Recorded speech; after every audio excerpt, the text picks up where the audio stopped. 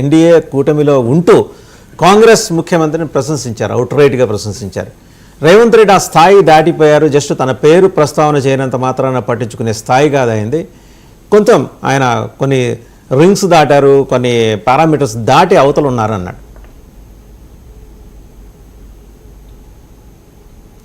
అందరికీ నమస్కారం. వాసుదేవన్ గారు నమస్తే అండి. వినిపిస్తుంది, చెప్పండి. వినిపిస్తుంది, చెప్పండి. వినిపిస్తుందండి, చెప్పండి. Okay okay. ఇప్పుడు నిన్న పవన్ కళ్యాణ్ గారు ఆయన స్పందించిన దగ్గర నుండి అటు ఇండస్ట్రీ పరంగా అయితేనేమి, ఇటు రాజకీయాల పరంగా అయితేనేమి, అటు తెలంగాణ, ఇటు ఆంధ్ర, ఈ విధంగా రకరకాలైనటువంటి చర్చలు బయటకు వస్తున్నాయి. అంటే పాజిటివ్ వేలో చూస్తే పాజిటివ్ గానే కనిపిస్తాయి, నెగిటివ్ వేలో చూస్తే నెగిటివ్ గానే కనిపిస్తాయి.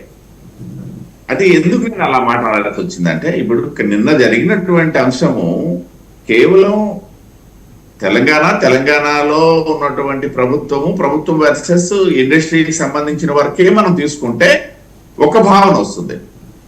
అట్లా కాకుండా మళ్ళీ తెలుగు రాష్ట్రాల్లో ఈయన ఒక రాష్ట్రానికి ఉప ముఖ్యమంత్రి ఏమో మళ్ళీ ఎన్డీఏలో భాగస్వాములు Bharatiya Janata Party led by Bharatiya Janata Party, లేదా రాష్ట్రంలో తీసుకున్నట్టయితే తెలుగుదేశం ఆధ్వర్యంలో ఉన్నటువంటి భారతీయ కూటమి, ఇట్లా తీసుకుంటే మళ్ళీ ఒక భావన మనం స్ఫురిస్తుంటది. ఇంకా ఏంటంటే ఇండస్ట్రీలో అంటే ఇది కొంచెం వివాదాస్పదమైనటువంటిదే అయినప్పటికీ కొంచెం నేను ప్రస్తావించక తప్పదు ఈ కాంటెక్స్ట్ లో. అసలు అల్లు అర్జున్ సంబంధించి ఏదైతే అక్కడ జరిగినటువంటి ఒక దురదృష్టకరమైనటువంటి ఒక సంఘటన, అంతవరకే అది మనం తీసుకోవచ్చు. అందుకంటే దాన్ని పెంచి పోషించడం కూడా జరిగింది, జరగలేదని చెప్పడానికి లేదు. ఎందుకంటే మూడు వారాలు పైచీలకి అయిపోయిన తర్వాత చాలా వరకు పెంచి పోషించడం జరిగింది దాన్ని. సో ఆ దురదృష్టకరమైనటువంటి సంఘటన నేపథ్యంలో వారు ఇప్పుడు మొదటిసారి స్పందించారు కాబట్టి ఇవాళ మనం కూడా దాని మీద స్పందన మనం క్యాలిక్యులేట్ చేసుకోవాల్సి వస్తుంది ఇక్కడ.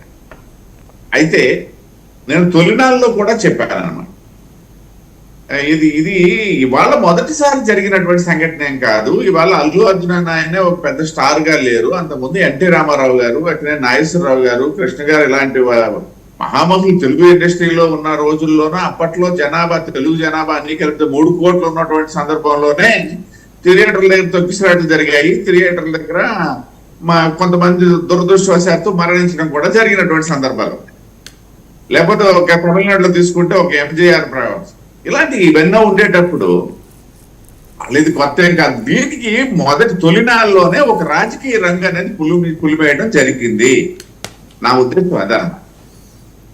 ఏదైతే సంఘటన జరిగినటువంటి మరుక్షణం ఏం జరిగింది, చాలా మంది అంటే ఇవాళ నా మీడియా నా ఇష్టం, నా సోషల్ మీడియా నా ఇష్టం కాబట్టి సోషల్ మీడియాలో వచ్చినటువంటి కథనాలు ఏంటనేసి అంటే, మనం చూసారా దశావతారం సినిమాలో ఇక్కడ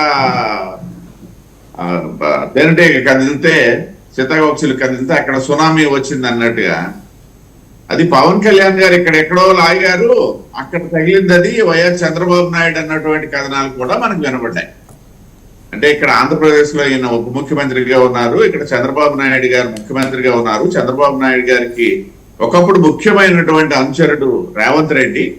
ఆ రేవంత్ రెడ్డి ద్వారా పవన్ కళ్యాణ్ గారు ఈ అల్లు అర్జున్ సంబంధించి, అల్లు అర్జున్ గత ఎన్నికల సమయంలో ఏదైతే రాయలసీమలోకి వెళ్ళినటువంటి ప్రస్తావన, ఆ నేపథ్యంలోనే ఈ సినిమాలో కూడా ఉన్నటువంటి ఒకవైపు చిరంజీవి గారి తమ్ముడు పవన్ కళ్యాణ్ గారి అనుకోడు చిరంజీవి గారి కుమారుడు ఏదైతే మన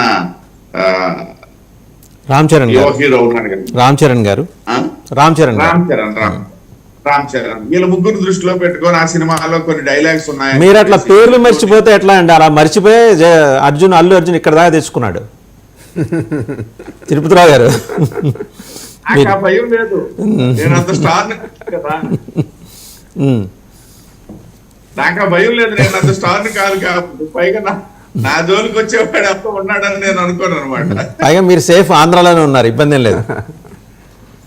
ఆంధ్రాలో ఉన్నాను, మోడీ కార్యకర్తగా ఉన్నాను కాబట్టి నా ధైర్యం నాకు ఉంటుంది కదా. రైట్. అయితే వాసు గారు ఇక్కడ నేను చెప్పొచ్చేది ఏంటంటే ఈ చిలువలు పొలవలుగా వెళ్ళిపోయాయి అనమాట వెంటనే వెళ్ళిపోయిన తర్వాత జరిగినటువంటి తతంగం అంతా మనం చూసుకొచ్చాం. అయితే ఇక్కడ గమనించాల్సింది ఏంటంటే మనం ఇది ఒక సినిమాకి సంబంధించినటువంటి అంశంగా తీసుకున్నట్లయితే ఖచ్చితంగా నిన్న పవన్ కళ్యాణ్ గారు మాట్లాడిన దాంట్లో కూడా నిగూఢ అర్థాలు ఏమీ కనపడవు.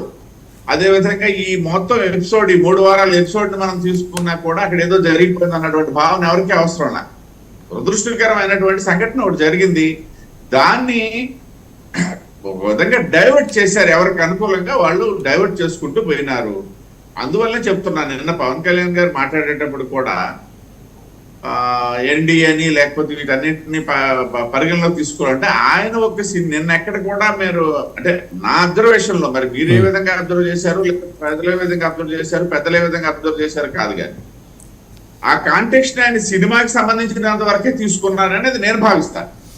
రాజకీయాలకు అక్కడ ఎక్కడ కూడా అంటే దాన్ని అన్వయించుకొని మాట్లాడినటువంటి పరిస్థితి ఎక్కడ లేదనేది నేను భావిస్తాను. చాలా మంది భావించినటువంటి విషయం కూడా అదే. ఒకసారి అల్లు అర్జున్ గారి మీద